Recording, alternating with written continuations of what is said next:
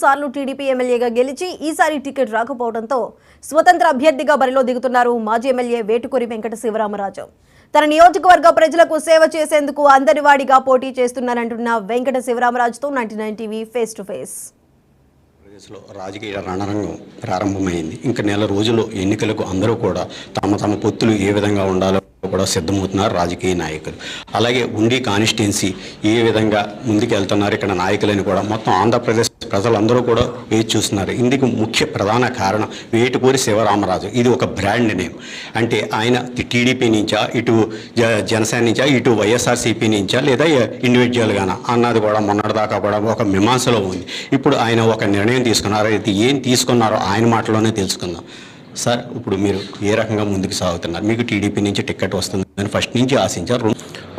ఉండి నియోజకవర్గ ప్రజల అభిష్టం మేరకు ప్రజాక్షేత్రంలో ఉండాలని చెప్పి నిర్ణయించుకున్నాను. ఆ ప్రజాక్షేత్రం ఏంటి అంటే స్వతంత్ర అభ్యర్థిగా ఉండి నియోజకవర్గంలో ముందుకెళ్లాలని చెప్పి నిర్ణయించుకున్నాను. ఉండి నియోజకవర్గంలో ప్రజలందరి అభిమానం, రైతాంగం ఆదరణ ఉన్న వ్యక్తిగా, నియోజకవర్గ సమస్యల పట్ల రైతాంగం, పేద వర్గాల సమస్యల పట్ల అవగాహన ఉన్న వ్యక్తిగా స్వతంత్ర అభ్యర్థిగా వెళ్ళబోతున్నాను.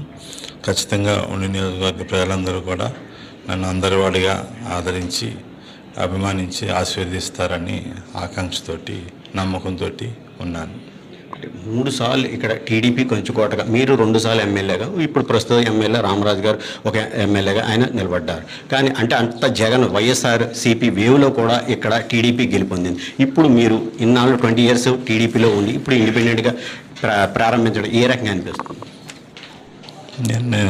నేను రావటమే సేవాభావంతో ముందుకు వచ్చాను. శివస్వచ్ఛంద సేవా సంస్థ ద్వారా సేవలు చేసి రాజకీయం ద్వారా మరిన్ని ఎక్కువ సేవలు చేయాలని చెప్పి వచ్చాను.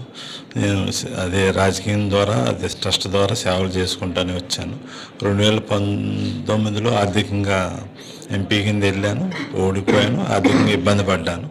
ఇప్పుడు ఆర్థికంగా నిలబడ్డాను. కుటుంబ సహకారంతో ముందుకు వస్తున్నాను. ఖచ్చితంగా శివస్వచ్ఛంద సేవా సంస్థ కార్యక్రమాలు కొనసాగిస్తాను. అట్లాగే రాజకీయం ద్వారా ప్రజలందరికీ అందుబాటులో ఉండి సమస్యల పరిష్కారానికి నిరంతరం కృషి చేస్తాను. అలాగే మీ సేవాభావాన్ని చూసి, సేవా ట్రస్ట్ సేవాభావాన్ని చూసి ఆనాడు చంద్రబాబు నాయుడు మీకు టికెట్ అది ఇచ్చారు. కానీ ఇప్పుడు టికెట్ ఇవ్వకపోవడానికి ఏ రకంగా మీరు చూడదు?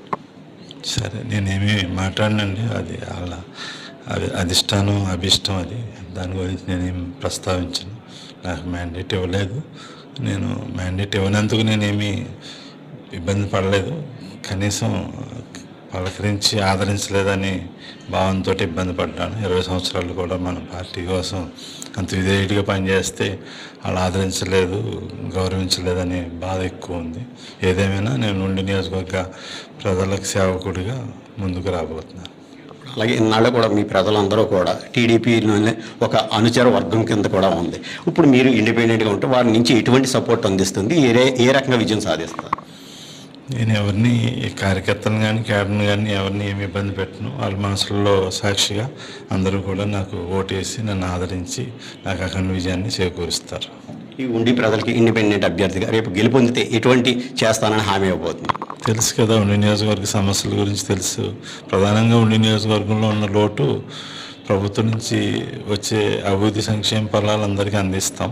అట్లాగే అభివృద్ధి కూడా చేస్తాం. దాంతోపాటు ప్రధానమైన లోటు ప్రజలకి, ప్రజాప్రతినిధులు అందుబాటులో ఉండే పరిస్థితి లేదు. నేను ఖచ్చితంగా అందరికీ అందుబాటులో ఉండి ప్రజలకి నిరంతరం సేవ చేయడానికి సన్నద్ధునే ఉంటాను. ఇప్పుడు ఇది ఇక్కడ తాజా పరిస్థితి.